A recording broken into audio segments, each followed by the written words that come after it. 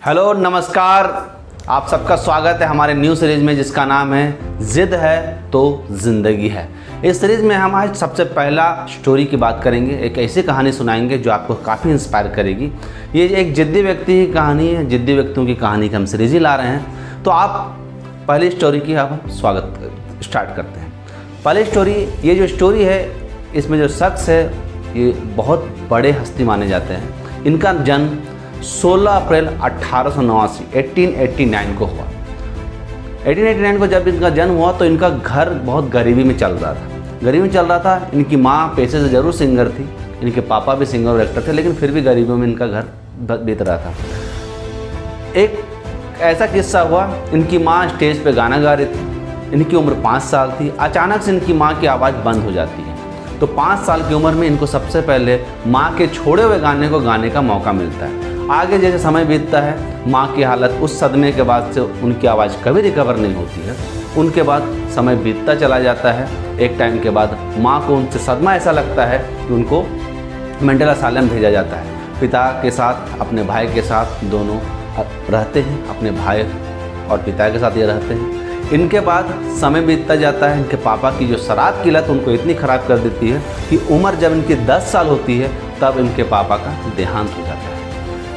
जैसे जैसे समय बीतता है इनको और ज़्यादा प्रॉब्लम्स चलता ही रहता। लेकिन गरीबी ने इनको ऐसा जकड़ा रहता है कि माँ एक मेंटल असाइलम में, पिता की डेथ हो गई है, लेकिन फिर भी इनको फर्स्ट टाइम 1914 में एक मौका मिलता है एक्टिंग करने का। क्योंकि इनको लोग बहुत पहले से जान रहे होते हैं, लोग इनको नोटिस करते हैं, तो इनको फर्स्ट टाइम इनको एक एक्टिंग करने का मौका मिलता है। और फर्स्ट टाइम जिस इंसान ने ट्रम वॉक को इन्वेंट किया किसी भी फिल्म के अंदर, किसी भी साइलेंट मूवी के अंदर, उनका नाम था चार्ली चैपलिन, जिनका पूरा नाम चार्ली स्पेंसर चैपलिन, जिनको आप सब जानते होंगे।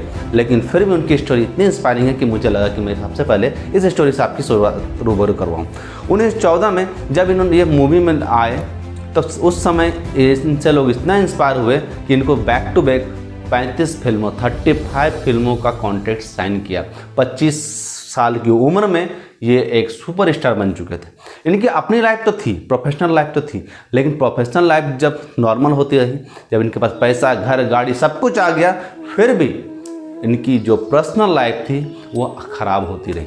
16 साल की उम्र में इन्होंने पहली शादी की जो 2 साल में टूट गई। उनके बाद इन्होंने फिर से शादी की, वो 3 साल में टूट गए। इस तरह से इनकी 5वीं बीवी जो थी वो 1943 में उनसे जब शादी हुई तो वो चलती चली गई। बोलते हैं कि 40 साल तक ये अमेरिका में रहे, लेकिन फिर भी अमेरिका ने इनको सिटीजनशिप नहीं दी। उनकी मूवीज़ के कारण इनको सिटीजनशिप कभी नहीं दिया गया। उनको कम्युनिस्ट घोषित कर दिया गया। एक मूवी आई लाइमलाइट, जिसमें बहुत चर्चे में रही। अमेरिका में इस मूवी को बैन भी कर दिया गया। उसके बाद जब इनकी अटॉर्नी जनरल के साथ अमेरिका में बहस हुई तो ये अमेरिका छोड़ के स्विट्ज़रलैंड चले गए। इनको लास्ट जो देखा गया था अमेरिका में, लास्ट टाइम 1952 के बाद देखा गया, जब उनको एक अवार्ड मिल रहा था, ऑनरी एकेडमी का अवार्ड मिलने वाला था, तब वो आए थे। उसके बाद 1973 में उनको ऑस्कर अवार्ड से सम्मानित किया गया।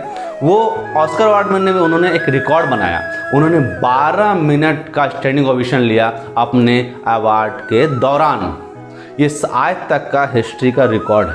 डिकेड पे डिकेड बीतते गए। 1995 में एक न्यूज़पेपर ने उन पे आर्टिकल लिखा, लोगों से पूछा कि सबसे अच्छे आपको एक्टर कौन से लगते हैं। पूछने से पता चला उनको कि आज भी चार्ली चैपलिन को 2 डेकेड के बाद भी लोग कितना पसंद करते हैं। उनकी मौत हालांकि क्रिसमस के टाइम 1977 में हुई, लेकिन उसके बाद भी लोग उसको आज भी याद करते हैं, आज भी आपके दिलों में हुआ है। आज 40 साल 45 साल गुजर चुके हैं, 4 डेकेड निकल गए, फिर भी लोग उसे याद करते हैं। आज भी वो हमारे दिलों में है।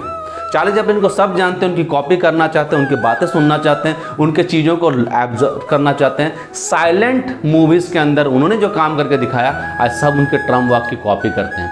तो कुछ ऐसा ही करना चाहिए हमें ज़िंदगी में। यदि जिद नहीं होती तो वो कर नहीं सकते थे। उनके लाइफ में एक चीज़ बहुत कॉमन थी, उनका नाम था जिद। वो जिद आप अपना वो पकड़ के रखें। तो हम हर मूवी, हर जगह देखते हैं उनको, सीखते हैं हम उनसे, लोग आज भी कॉपी करते हैं। एक चीज़ मैं आप सबको बताना चाहता हूँ कि ज़िद ज़िंदगी में होना चाहिए। उनकी खुद की लाइन है, कार्ली चैपलिन की अपनी खुद की लाइन, उन अपने लाइन में बोलते हैं कि नथिंग इज़ परमानेंट, कुछ परमानेंट नहीं है। आपके ज़िंदगी में जो दुख है, तकलीफ है, सौरो है, वो भी परमानेंट नहीं है। तो आप इस चीज़ को ध्यान में रखें कि नथिंग इज़ परमानेंट। तो अब इस कहानी की शुरुआत से मैं बोल रहा हूँ जिद की बात, तो कहानी का अंत भी मैं करूँगा कि इस बात को मान के चलिए, जिद है तो ज़िंदगी है।